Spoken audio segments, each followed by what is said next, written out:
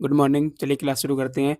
Mission selection series शुरू हो रही है। आज हम लोगों की मिशन सिलेक्शन सीरीज़ के एपिसोड बन रहने वाला है। देखते हैं। इससे पहले हम लोगों ने अपना सिलेबस देखा था, क्या-क्या सिलेबस है। आज पहली क्लास है। देखिए आज का टॉपिक रहने वाला है टॉपिक नंबर 1 वर्ब। वर्ब का बेसिक्स है। वैसे भी मेन वर्ब वर्ब क्या होता है?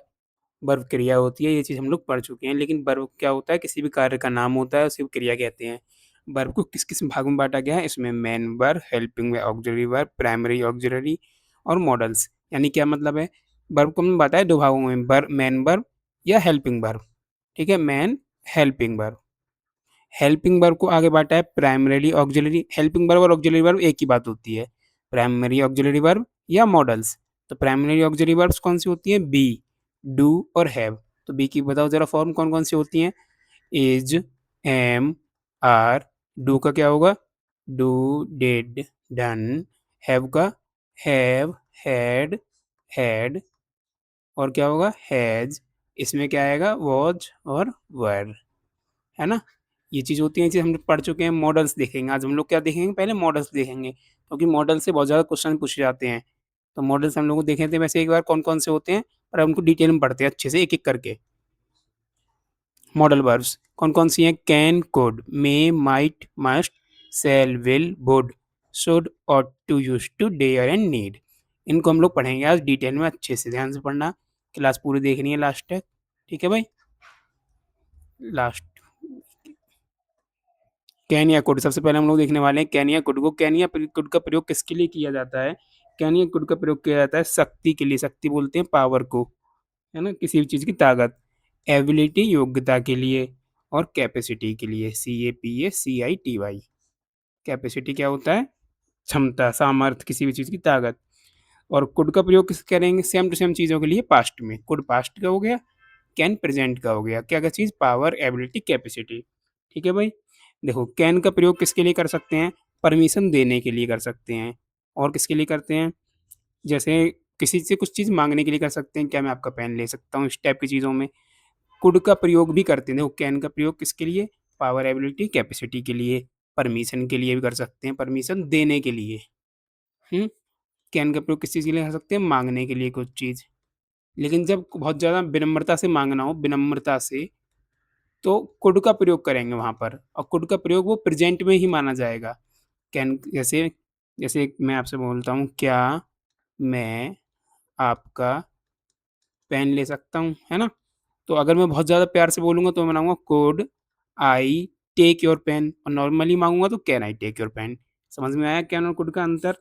ये बात समझ में आ गई सारी की सारी यहाँ तक? देखो अब रूल स्टार लगा के लिख लेना अपनी नोटबुक में। जो नोटबुक बनाने को बोला तो उसमें लिखना क्या है आपको? कैन या कुड के साथ एबल टू का प्रयोग नहीं करते हैं। क्यों नहीं करते हैं? एबल टू मिस होता है योग। कैन कुड का प्रयोग भी योग के लिए हो रहा है, एबिलिटी के लिए, तो दो बार हो जाएगा ना अवेलेबल, तो दिक्कत हो जाएगी यहाँ से। इसलिए कैन या कुड के साथ एबल टू का प्रयोग नहीं किया जाता है। तो क्या है याद करने की बात? इसमें कैन या कुड के साथ एबल टू का प्रयोग नहीं किया जाता है। कैन या कुड के साथ एबल टू का प्रयोग नहीं किया जाता है। पक्की बात है यहाँ तक? ठीक है? और ये क्या दिखाते हैं? किसी चीज़ के होने की सकना, यानी हो सकता है। ये नहीं कह रहे हैं ये हो गया है, ये कह रहे हैं हो सकता है या हो सकता था। ठीक है? चलें आगे। तो क्या देखा हमने कैन कोड में? Can could plus able to क्या हो गया? बराबर एरर। यानी सेंटेंस में अगर कैन कोड वाले में एबल टू लिख जाए तो आपको पता चल जाना चाहिए एरर है ये सेंटेंस में। ठीक है? रूल नंबर 1 हमारा सीजीएल की जर्नी में। मे या माइट या मस्ट के बारे में समझते हैं। मे का प्रयोग संभावना के लिए करते हैं। मे का प्रयोग किसके लिए करेंगे? संभावना के लिए, है ना? जहाँ निश्चित नहीं होगी बात। संभावना का मतलब यही होता है निश्चित नहीं है। माइट का प्रयोग भी किसके लिए करेंगे? संभावना के लिए, बट माइट का प्रयोग कम संभावना के लिए करते हैं और पास्ट में करते हैं। कम संभावना तो प्रेजेंट में, और संभावना पास्ट में। यानी मे का पास्ट है, सिंपल सी बात है। ठीक है? जैसे वह कोई आदमी है ए ने पढ़ाई करी और ए एग्जाम में पास हो सकता है, तो ए में पास द एग्जामिनेशन। लेकिन अगर ए पास करने में मुश्किल लग रहा है तो ए माइट, माइट का मतलब संभावना कम है। समझ में आ गया इन दोनों का मतलब। और देखो, सो डैट अगर किसी सेंटेंस में आ रहा हो, या इन ऑर्डर डैट आ रहा हो, तो इसके बाद में जो सेंटेंस आएगा, सेंटेंस, उसमें मे का यूज करना है। ठीक है, सो डैट के बाद मे का यूज किया जाता है। ये बात समझ में आ गया आपको? ये बात समझ में आ गई? सो डैट के बाद मे का यूज किया जाता है। तो हमने मे देखा और माइट देखा।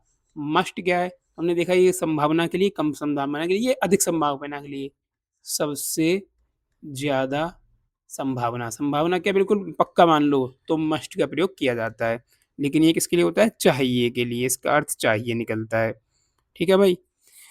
तो आगे लिखते हैं हम लोग क्या क्या सीखा हम लोगों ने इसमें। देखो मे का प्रयोग जो है सम्मान के साथ निवेदन अनुमति के लिए करते हैं, ये सब तो पता ही है आप लोगों ने, हम लोग पहले पढ़ चुके हैं। तो इसमें रूल क्या देखा हम लोगों ने? रूल देखा है, सो डैट के बाद वाला जो सेंटेंस है वो बनेगा मे से। इन ऑर्डर डैट के बाद वाला सेंटेंस है वो भी मे से ही बनेगा। ठीक है भाई।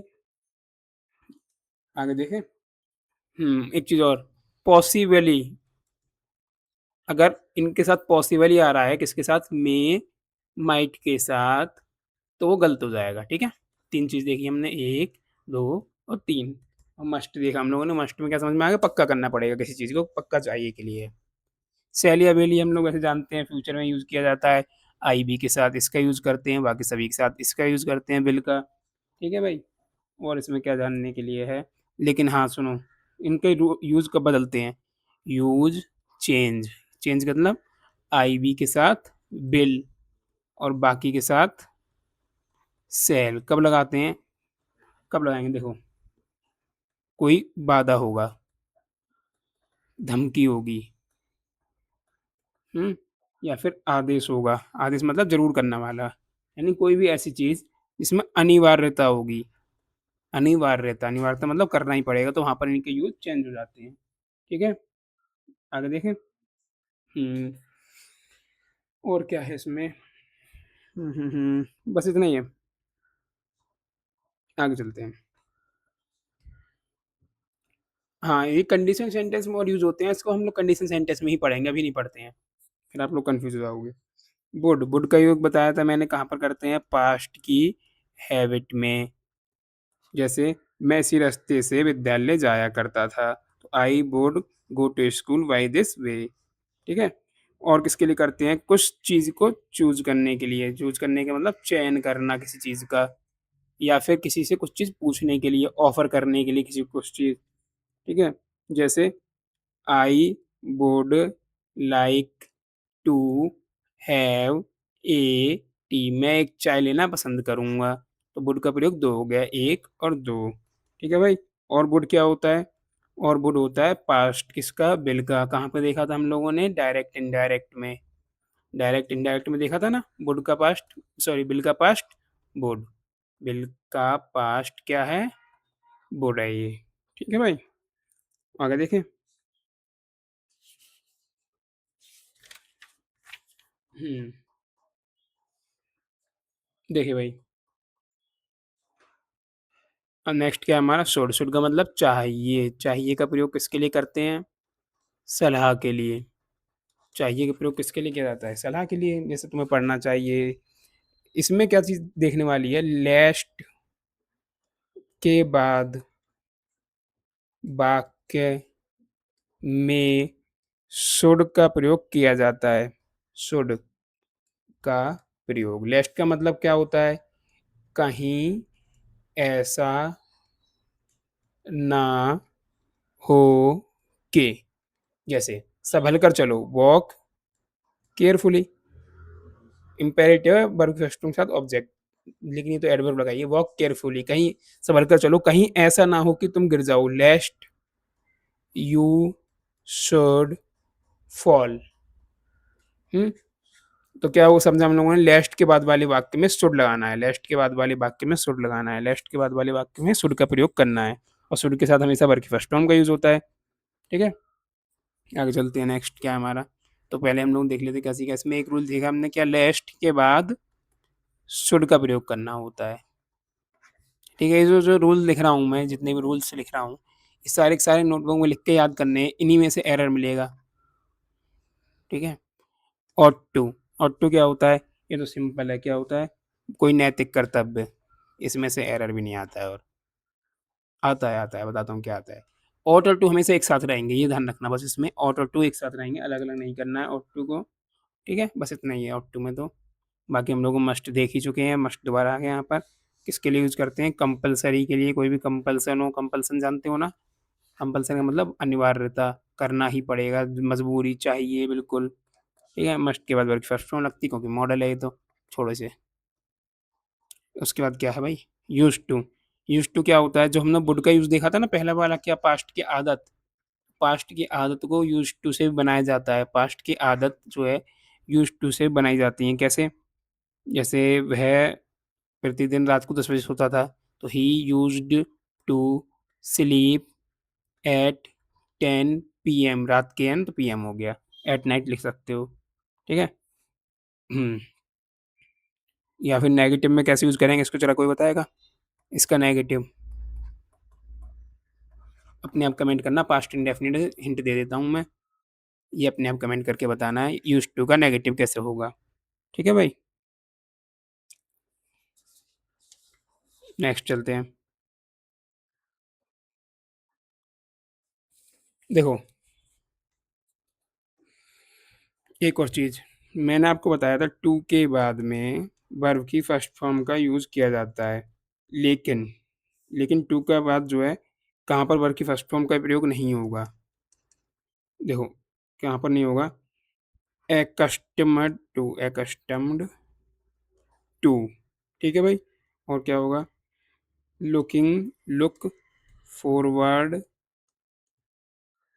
To, be used to,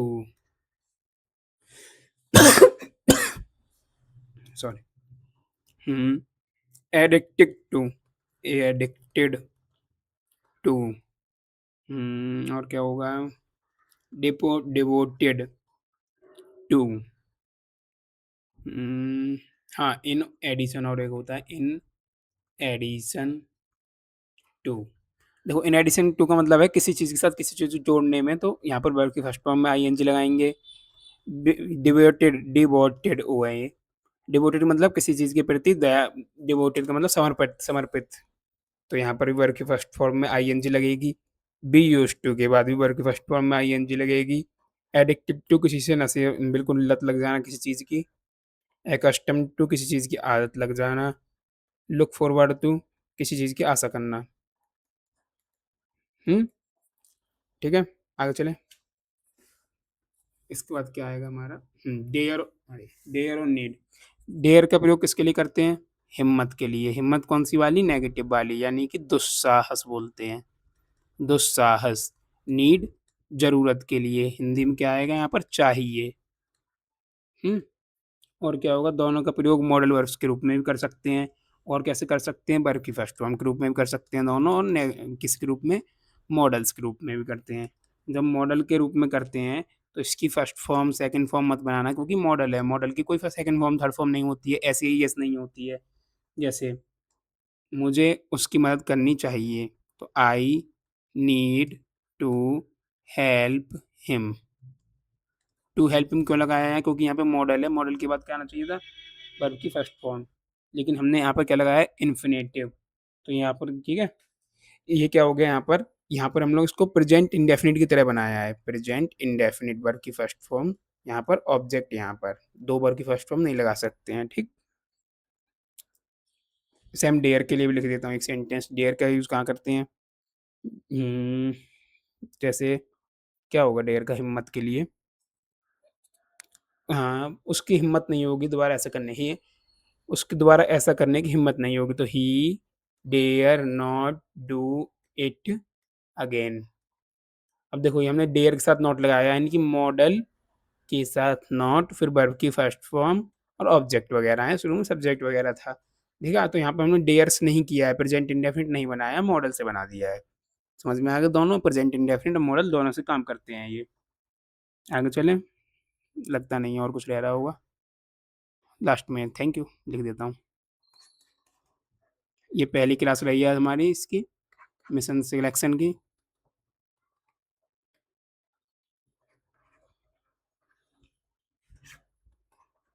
bye.